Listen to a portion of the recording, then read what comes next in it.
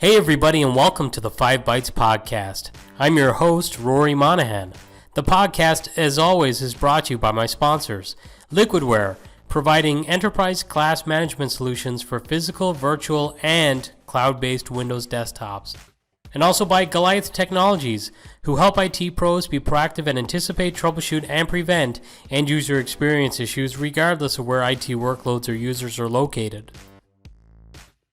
And of course, also brought to you by Policy Pack Software, where you use Group Policy or MDM to remove admin rights, manage and lock down applications, Java, browsers, and mitigate ransomware, plus more.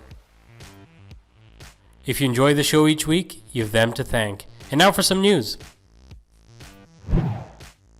It has been announced that IBM is set to split into two companies by the end of 2021. This won't come as too huge of a surprise to those following the company for some time, as they have a tendency to divest some of their lower margin line of business divisions. They previously divested the networking side of the business back in the 90s. Similarly, they divested their PC business back in the 2000s, and more recently, they divested their semiconductors business. Right now, the name of the new company is just listed as NewCo, so it's pending on a new brand. Ars Technica reports that under the spin-off plan, the press release claims IBM will focus on its open hybrid cloud platform, which represents a $1 trillion market opportunity.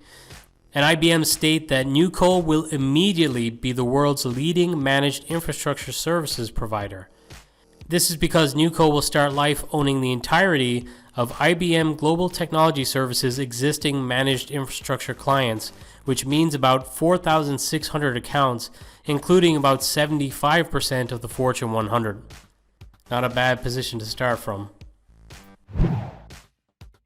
BleepingComputer.com reported this week that Microsoft says that customers who install the optional KB4577062 update for Windows 10 versions 1903 and 1909 will encounter issues upgrading to newer Windows 10 versions on some devices.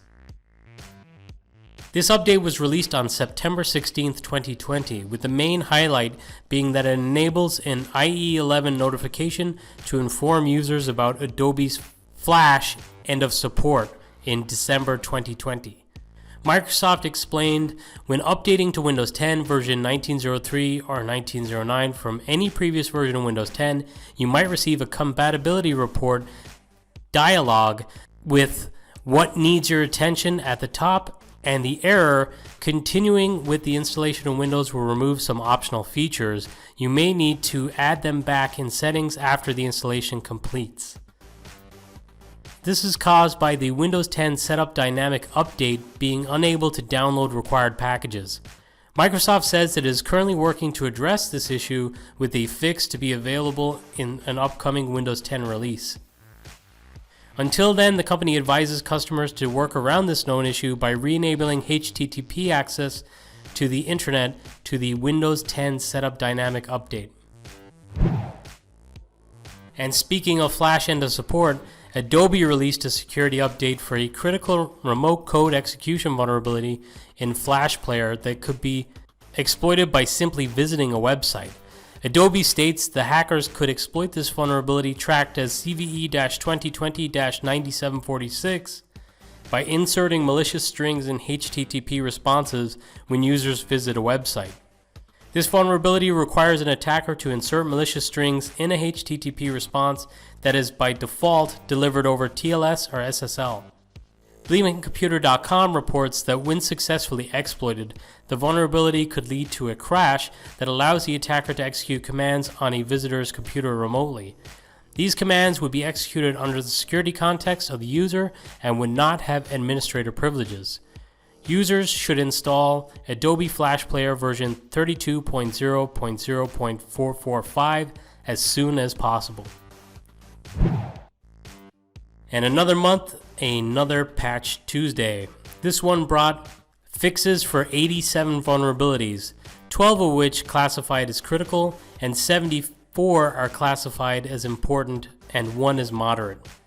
This batch of vulnerabilities includes 6 publicly disclosed vulnerabilities, though at this time, Microsoft states there is no evidence of exploits for these in the wild.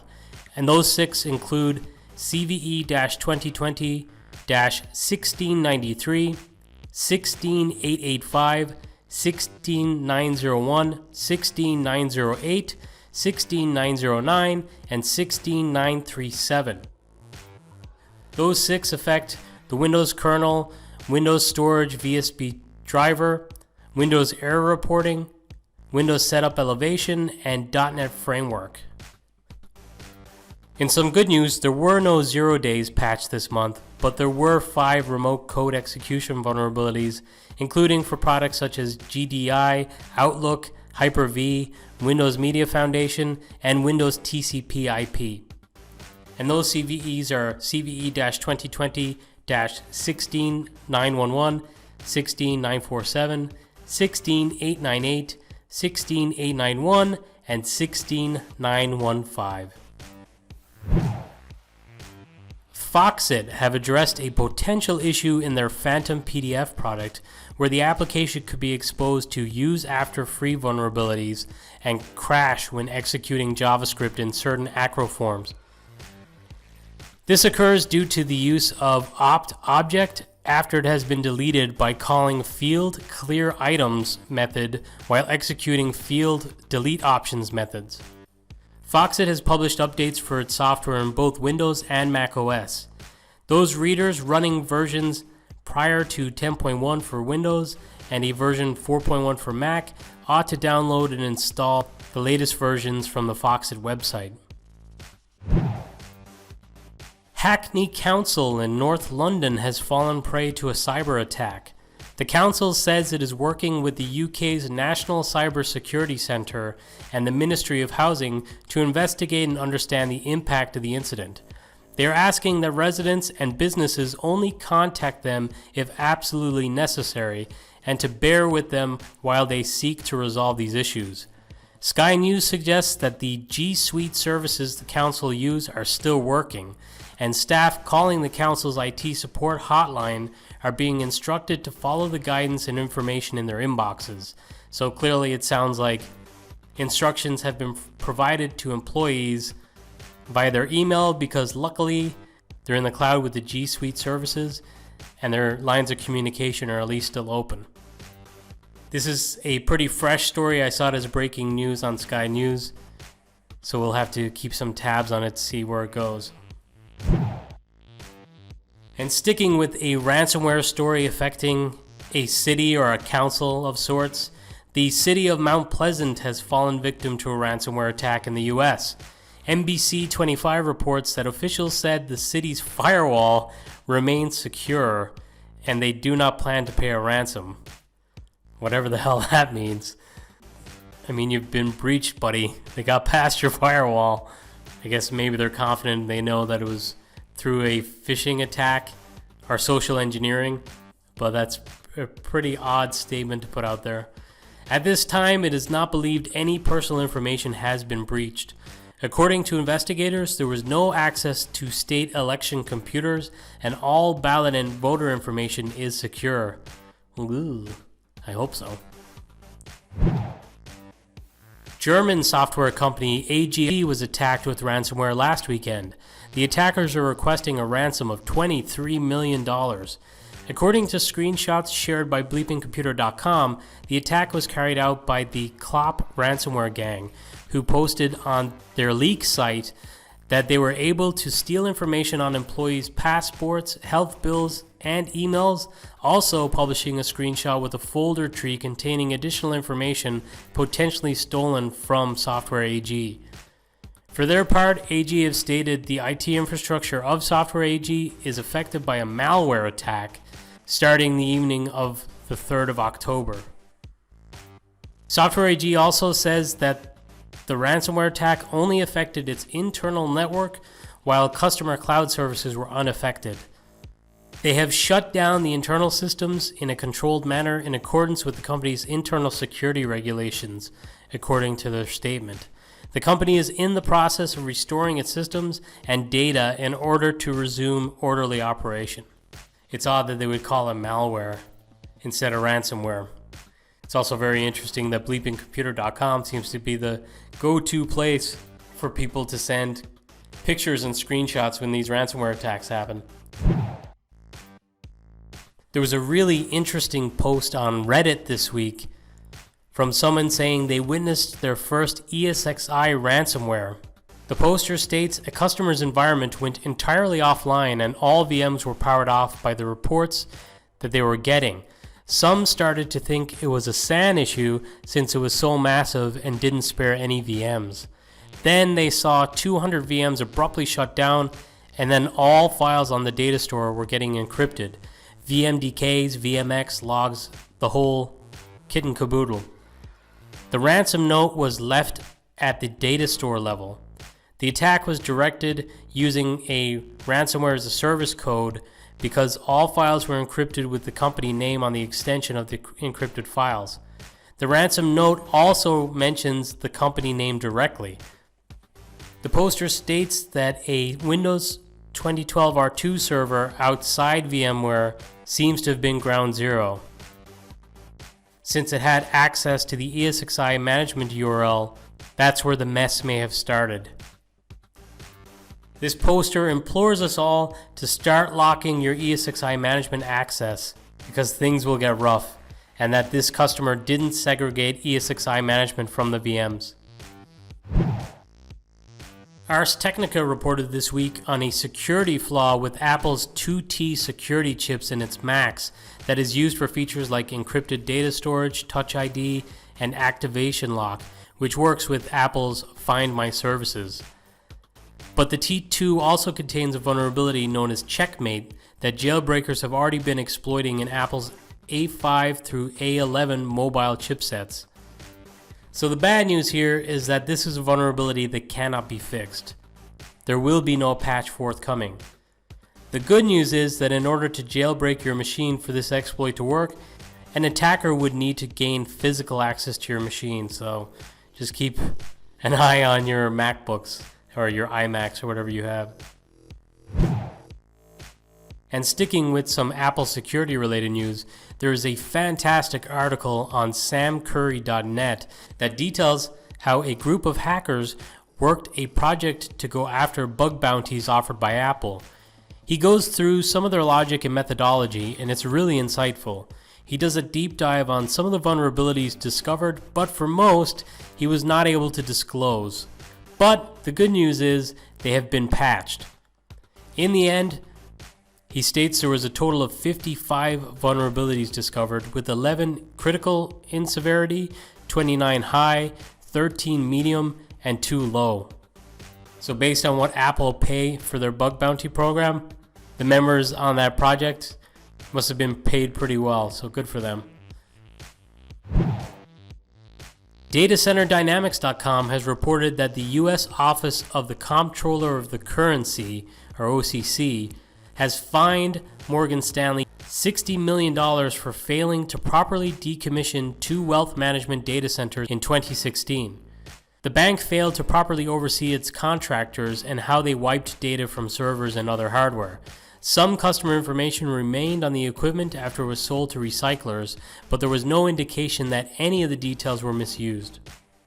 The article states plaintiffs in 2 class action lawsuits filed against the bank this summer claimed the data left on the devices included social security numbers, passport information, and other account information. In a statement, Morgan Stanley said that it had continuously monitored the situation and did not believe that any of their clients' information has been accessed or misused. Moreover, they say they have instituted enhanced security procedures, including continuous fraud monitoring, and will continue to strengthen the controls that they have in place to protect their clients' information. The bank in July offered free 2-year subscriptions to a credit report monitoring service to customers whose information may have been at risk. So we saw similar with the Equifax breach in previous years. This week it was reported that Microsoft are set to allow their employees to work from home permanently, or at least in some cases.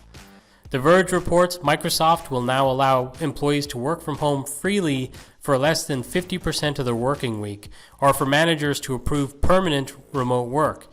Employees who opt for the permanent remote work option will give up their assigned office space, but will have options to use touchdown space available in Microsoft's offices. Much like many of our internal IT teams, a few roles that still require access to the company's offices, including those that require access to hardware labs, data centers, and in-person training, will still be required to work on site. Employees will also be allowed to relocate domestically with approval, or even seek to move internationally if remote working is viable for their particular role. While Microsoft employees will be allowed to move across country for remote work, compensation and benefits will change and vary depending on the company's own geo-pay scale. So that's been something that's been coming up a lot lately, is people who can work remotely and maybe they're based in Silicon Valley where it costs a lot to live. They're moving to somewhere much cheaper, but they're finding that their employers then adjusting their pay. And it sounds like Microsoft is going to have a similar policy with their geo-pay scale. The article states that flexible working hours will also be available without manager approval, and employees can also request part-time work hours through their managers. It's pretty interesting, pretty flexible, seems mostly fair too. VMware Power CLI version 12.1.0 has been released. New commandlets exist for things like vSAN, workload management, and more. Plus, some bug fixes are in there too. In a follow-up to a story I covered last week, this week the awesome Jeremy Moskowitz shared a single screenshot with various labels to illustrate the new group policy object for disabling standalone Internet Explorer 11 that was introduced in the latest Windows 10 Insider build.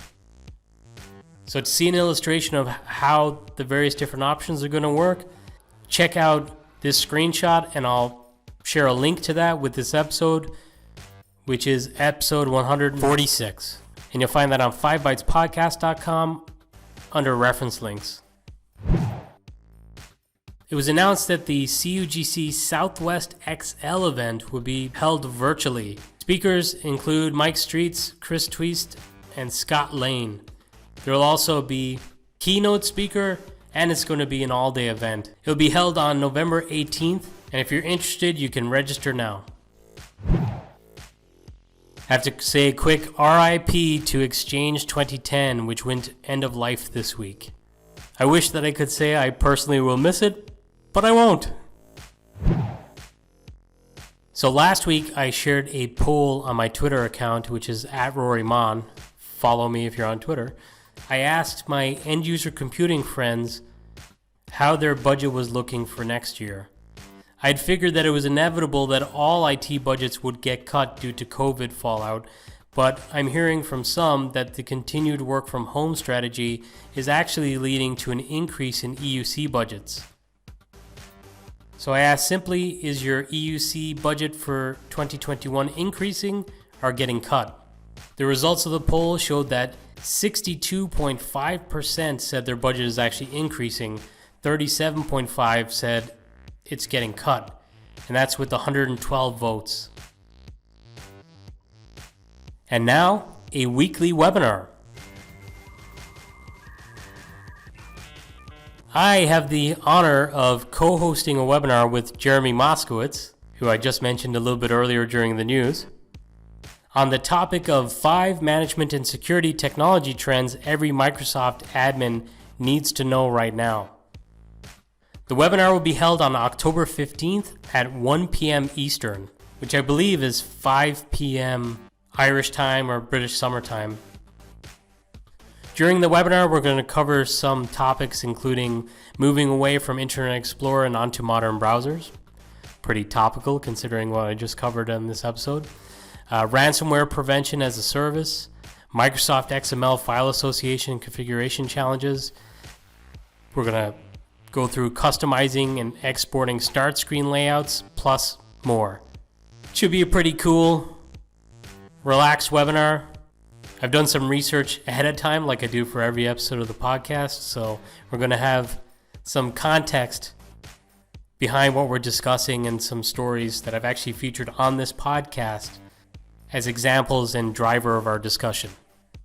It should be fun. I hope you all can join.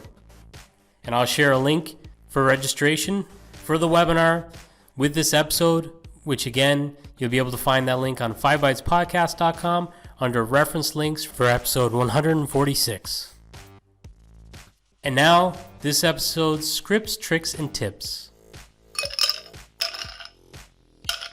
Everyone's favorite PowerShell scripter, Guy Leach, appeared as a guest on the Thrive IT podcast. I mentioned the Thrive IT podcast on a previous episode, but if you haven't checked it out, it's well worth it. You should subscribe to their channel on YouTube and enable notifications because they go live with a different guest every week, and it's usually pretty interesting and insightful. And this week with Guy was no different. To plug a little bit of my own work, this week I posted a blog on the topic of virtual desktops versus applications. So like published applications, but also just SaaS-based applications. I frame it around a product called Cameo, which I have a lot of experience with as I reviewed it as part of the application virtualization smackdown that I worked with Ruben, Jurgen, Tam, Chris, and others with in the past. So if you want to find out a little bit about Cameo and also just see my thoughts on virtual desktops versus applications, you can check that out. Thomas Maurer shared a guide on how to reduce costs of your Azure Infrastructure as a Service VMs. Most of this was pretty obvious, at least to me, but having it all written out in a single article is useful. It can prove as kind of like a little checklist to ensure that you're doing everything you can to reduce your costs. Niels Kook shared a blog this week on his site about automating Windows Virtual Desktop builds using Azure Flaw. So I've covered products like CloudJumper, Nerdio, and more recently the WVD Quick Start. There's a lot being done around automating and streamlining builds and setups within WVD. And this one is pretty cool because it's a custom build using the built-in Azure Flow, so that's pretty cool. The awesome James Kinden blogged again this week on FS Logic's Cloud Cache and his lessons learned in Azure. The good news that it seems like the overhead to run Cloud Cache and its inconsistencies of the past have mostly been resolved. It was a really interesting article to read as someone who didn't really dare to dive too much into Cloud Cache yet and stayed on-prem, but now it sounds like it's a good time to reconsider that. And once again, James Rankin has blogged, and this one is on Microsoft Teams on Citrix Virtual Apps and Desktops, and it's going to be a multi-series blog post, because if you've tried to manage Microsoft Teams in an enterprise environment, you know it's very challenging. That Electron app, or just Electron apps in general, do not play nice. So if you're currently struggling with managing Teams, you should check out this blog post. Stefan Dingmans posted a blog on managing Windows Virtual Desktop with Microsoft Endpoint Manager. Actually, this is also a series of blogs. I think I said on a previous episode of the podcast I'd be interested to see how Microsoft Endpoint Manager works with non-persistent desktops, as SECM did not do so well on non-persistent in the past. And finally, this last one is not new. It was actually published over 2 years ago, but I saw Carl Webster recommended it as the best blog on this topic, and I take Carl's word as gospel. And that topic is how to enable SSL and secure XML traffic on Citrix delivery controllers, the easy method. So all you Citrix architects, engineers, and admins out there, that's one for you guys to review. As with every single episode of the podcast, everything I talk about has a reference link, and you can find those reference links on 5bytespodcast.com beside each episode. You can also find it usually in the description for each episode on your podcast platform of choice. It is a little bit weird because some podcast platforms do interpret the hyperlink and allow you to click it, and others don't, so you have to copy and paste it out into a browser, which is kind of a pain, but it is there. As always, thank you so much for listening.